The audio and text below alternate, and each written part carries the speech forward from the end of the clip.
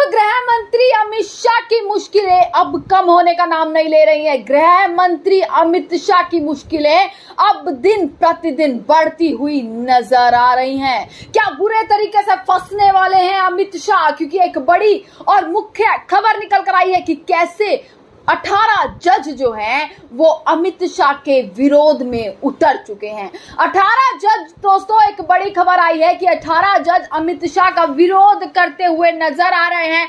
अमित शाह की आलोचना करते हुए अब 18 जज नजर आ रहे हैं, जिसके बाद यह कहना गलत नहीं होगा कि अमित शाह अब जल्द ही फंसने वाले हैं। संसद में फजीहत के बाद अमित शाह की मुश्किलें अब दिन प्रतिदिन बढ़ती ही जा रही हैं। कभी अमित शाह अपने बयान से फंसते हुए नजर आ रहे हैं, तो कभी अमित शाह जो बिल पेश किया उसके चारों ओर घिराव अमित शाह का किया जा रहा है। वहीं राहुल गांधी भी पीछे हटने का नाम नहीं ले रहे हैं। तो चारों तरफ से गृह मंत्री को क्या घेर लिया गया है? क्योंकि बड़ी खबर, 18 जज, आपको बता दें, रिटायर्ड जज हैं जो अमित शाह की आलोचना करते हुए, विरोध करते हुए नजर आ रहे हैं और नाराज हो चुके हैं अमित शाह से पूरे तरीके से, जिसमें यह कहा गया कि अमित शाह सुप्रीम कोर्ट के फैसले पर उंगली उठा रहे हैं और सुप्रीम कोर्ट के फैसले पर उंगली उठाने का अधिकार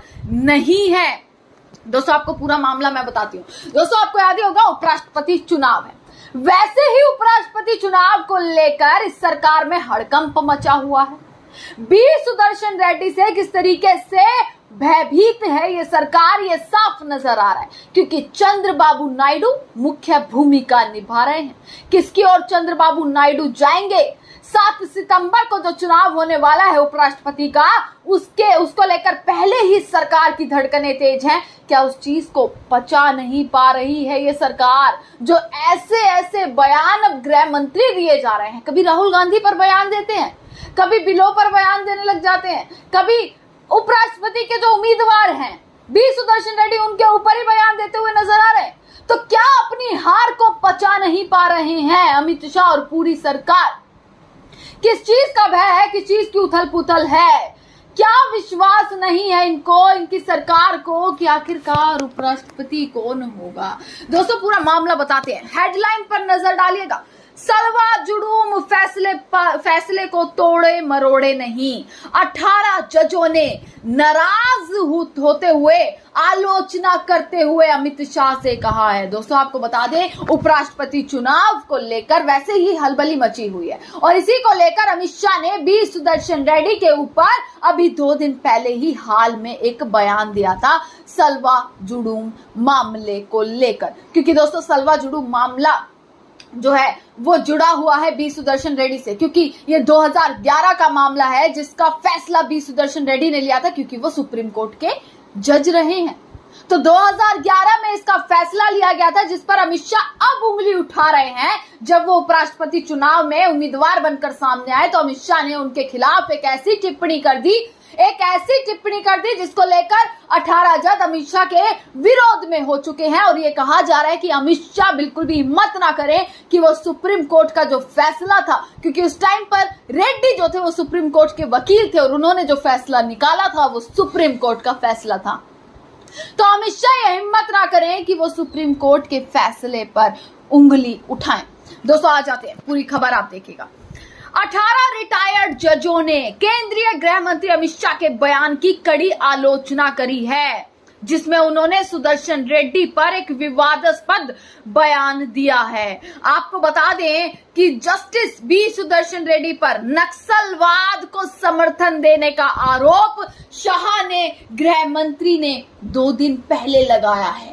यानी कि उपराष्ट्रपति उम्मीदवार पर नक्सलवाद को समर्थन देने का आरोप अमित शाह ने लगाया है, क्योंकि इसको भंग कर दिया गया था सुदर्शन रेड्डी की तरफ से 2011 में, जब वो सुप्रीम कोर्ट के जज थे। तो अब अमित शाह इस चीज पर बौखलाते बिलखाते नजर आ रहे हैं। दोस्तों, आपको बता दें, justice Reddy justice S Nijjar के साथ सुप्रीम कोर्ट की उस पीठ का हिस्सा थे जिसने जुलाई 2011 में सलवा जुडूम को खत्म करने का आदेश दिया था और यह निर्णय दिया था कि माओवादी विद्रोहियों के खिलाफ लड़ाई में आदिवासी युवकों को विशेष पुलिस अधिकार के रूप में इस्तेमाल करना अवैध और असंवैधानिक है।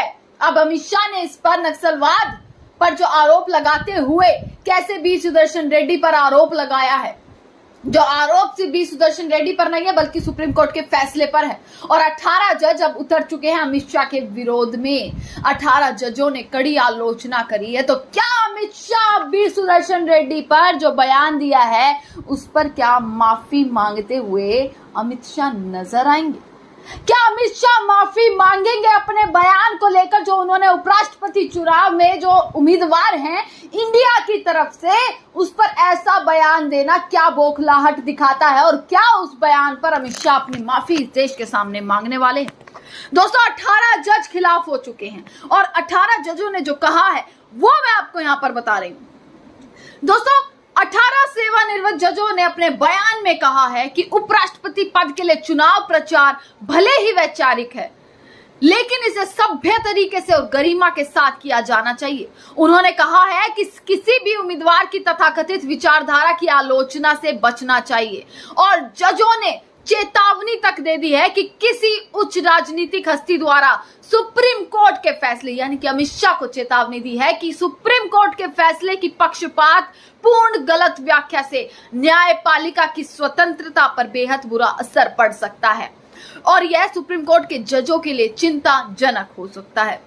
दोस्तों आपको बता दें इस बयान पर कैसे 18 जज, इनके नाम मैं आपको यहाँ पर सामने दिखा रही हूँ, सभी ने जो है वो हस्ताक्षर कर दिए हैं अमित शाह के इस बयान के खिलाफ। यानी कि अमित शाह के बयान के खिलाफ अब पूरे तरीके से हो चुके हैं 18 जज। तो क्या अमित शाह पर एक बड़ी आफत आन पड़ी? और दोस्तों आपको बता दें जब गृह मंत्री अमित शाह ने बयान दिया उन्होंने किस तरीके से सुदर्शन रेड्डी पर नक्सलवाद को समर्थन देने का आरोप लगाया था और दावा किया था कि अगर तब वो ऐसा फैसला नहीं देते तो नक्सलवाद खत्म हो जाता, ये चीजें कहते हुए नजर आए। जिसके बाद बी सुदर्शन रेड्डी का भी एक बयान आया था जिसमें उन्होंने कहा था कि वह गृह मंत्री के साथ कोई विवाद नहीं करना चाहते। उन्होंने जोर देकर कहा कि सलवा जुडूम का फैसला उनका व्यक्तिगत नहीं बल्कि सुप्रीम कोर्ट का था। रेड्डी ने यह भी कहा कि अगर शाह ने पूरा फैसला पढ़ा होता तो शायद वैसी टिप्पणी नहीं करते। दोस्तों आखिरकार उपराष्ट्रपति चुनाव में इतनी सरकार की बौखलाहट ये क्या दर्शा रही है? क्या चंद्रबाबू नायडू पर भरोसा नहीं है इस सरकार को? नरेंद्र मोदी और अमित शाह को क्या चंद्रबाबू नायडू पर भरोसा नहीं है? क्या कभी भी पलट सकते हैं चंद्रबाबू नायडू जो कहीं ना कहीं इस सरकार की बौखलाहट का एक कारण नजर आ रही है?